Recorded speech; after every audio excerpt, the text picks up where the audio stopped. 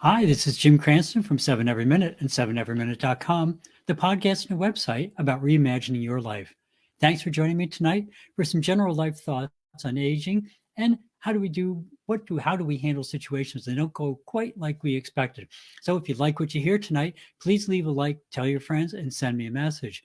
So thanks for joining me because we're going to be somewhat introspective tonight. This is it's a different sort of episode because basically things really started running off the rails last week and never quite recovered. But that's okay. Kind of like what? How all of things we've been talking about so far is living towards our goals and making progress. So how can it be okay? Because it's important to remember what we've talked about before. Goals are just that, goals. Life happens quite independently of what we might want to go on. And when that happens, give yourself some grace, learn from your experience, and move on, especially as you age, no matter what your current age. After those initial years of invincibility, right? And I'm looking at you, late teens and early 20s, when we think there's nothing we can't overcome. Every year thereafter brings more wisdom and more discovery, which is really just a nice way of saying you'll learn a lot more about your limitations, but also how to overcome them. And that's all good. But one of the hardest lessons for me, and I think for many people, is realizing that there are some things that you just can't work around.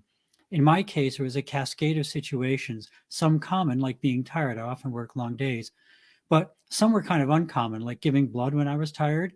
And then I had just come off a day of fasting and then doing physical labor to 8 p.m. that night.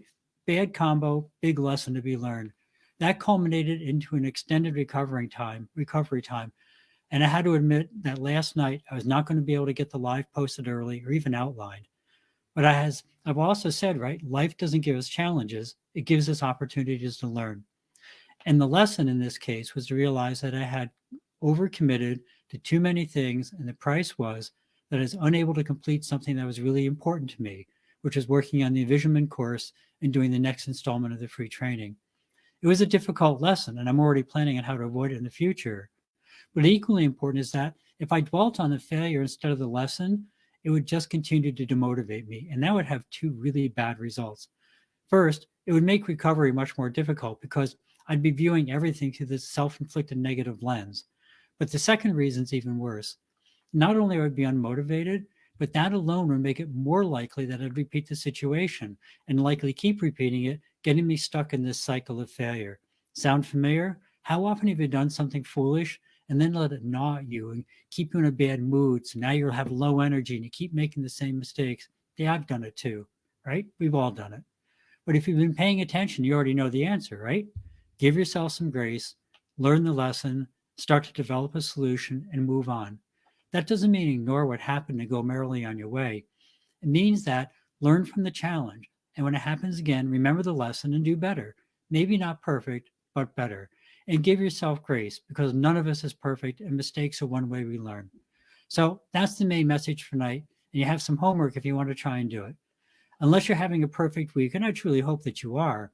But if something goes wrong or you do something foolish, before you even start to judge yourself, just stop, count to five or maybe three, or at least try and make it to two, and then forgive yourself. Look at how you got yourself into the situation, maybe even write it down in a notebook. And then, right then, if you can, write down how you can avoid it or at least mitigate it the next time. Give yourself the grace of being a real, imperfect, genuine person and the wisdom to realize the challenges of life's hidden gifts of learning. So that's it for today. I send everyone good wishes. And of course, remember ukr7.com. I lost it. There it is. ukr7.com. That's our list of links to support the people in Ukraine. If you're able and interested, please consider making a donation or spread it around to other people if they're trying to think of anything they can do to help. There's also a link there right at the top of the page to World Central Kitchen, great humanitarian organization. They're providing meals for people in need, both in Ukraine and elsewhere in the world. Remember that one of the best ways you can care for yourself is to care for others. So again, ukr7.com, please consider making a donation if you are able. So as we always say, one of the best ways to care for yourself is to care for others. So please keep that in mind. Or if there's another cause that's important to you, then please donate to that as well. As always, thank you for stopping by. If you found something interesting or useful, please pass it along and please hit that like button. And if not, please drop me a comment as to what you'd like to hear and have a great week. Remember to live the life that you dreamed of, because that's the path to true contentment. Love and encouragement to everyone. See you next week on 7 Every Minute and 7everyminute.com. Thank you.